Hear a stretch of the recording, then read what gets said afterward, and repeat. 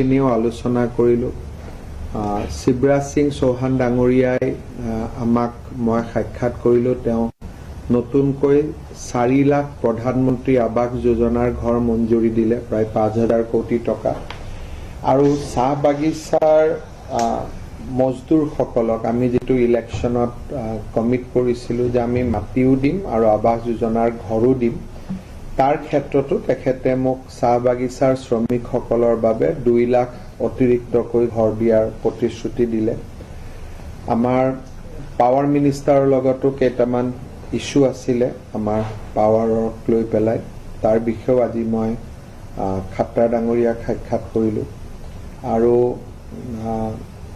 গধূলি কিৰণ ৰিজিজু ডাঙৰীয়াকো মই সাক্ষাৎ কৰিম। অহাকালি মই এটা দিনৰ কাৰণে মই আহমেদাবাদ যাম। গুজৰাট চৰকাৰৰ লগত কেইটামান তেওঁলোকৰ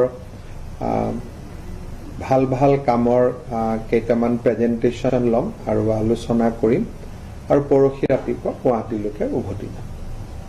স্যাৰ, দেখা পোৱা গৈছে যে বানপানীৰ যিটো বিষয়ে যথেষ্ট প্ৰব্লেমকাৰী আছিলে, গতিকে আপুনি যিটো কথা ইতিমধ্যে ক'লে ঘৰ দিয়া হৈছে, সেই ঘৰটো আপুনি কৈছে যে 1000 কোটি প্ৰয়োজন হ'ব, কিন্তু এতিয়া যিহেতু শিৱৰাজ সিং চৌহান ডাঙৰীয়াৰ এইখিনি ঘৰ বানপানীৰ লগত সম্পৰ্ক নাই। এইটো যিটো সাধাৰণ আমি আৱাস যোজনাৰ ঘৰ দি থাকোঁ, এইখিনি দুখীয়া দৰিদ্ৰ মানুহৰ কাৰণে।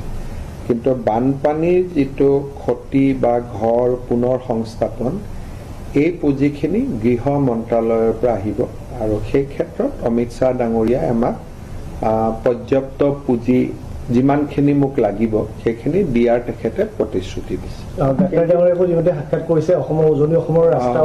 গাডকাৰী ডাঙৰীয়াক 2-3টা পইণ্টত আমি কথা পাতিলোঁ। যেনেকুৱা বানপানীত ৰাস্তাখিনি বেয়া হৈছে, সেইখিনি ভাল কৰিব লাগিব। কৰবাত আমাৰ ৰাষ্ট্ৰীয় ঘাইপথবোৰ মথাউৰিৰ দৰে হৈছে।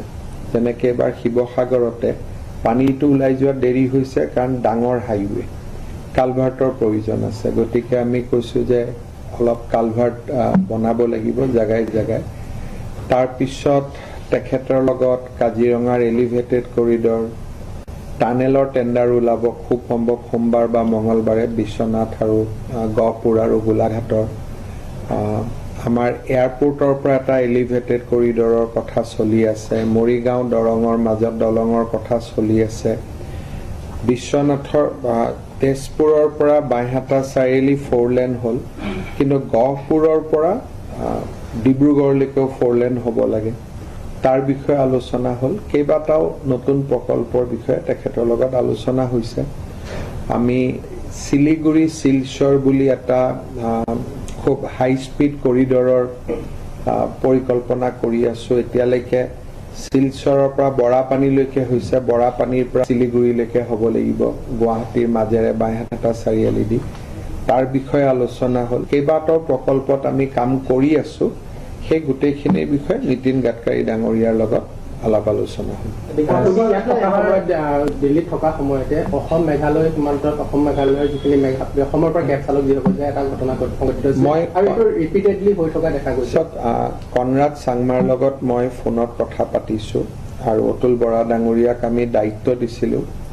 সমস্যাৰ সমাধান হৈছে, কিন্তু এটা কথা আমি অস্বীকাৰ কৰিব নোৱাৰোঁ যে মেঘালয়ত একাংশ মানুহ আছে যোনে অসমৰ পৰ্যটকসকল তালৈকে যোৱাত বহুত বেছি ভাল নাপায়। আৰু পেট্ৰিচিয়া মুখিমৰ দৰে যিসকল ইণ্টেলেকচুৱেল বুলি ক'ব লাগিব, যে কি অসমত মানুহে যথেষ্ট আদৰ সন্মান কৰে, তেওঁলোকেই অসমৰ পৰ্যটকৰ বিৰুদ্ধে লিখালিখি কৰে আৰু বহুত ক্ষেত্ৰত মানুহক ইনচাইটো কৰে।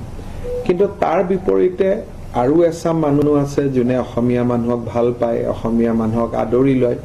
গতিকে এই ক্ষেত্ৰত মই ভাবোঁ এটা ফ্ৰিকশ্যন।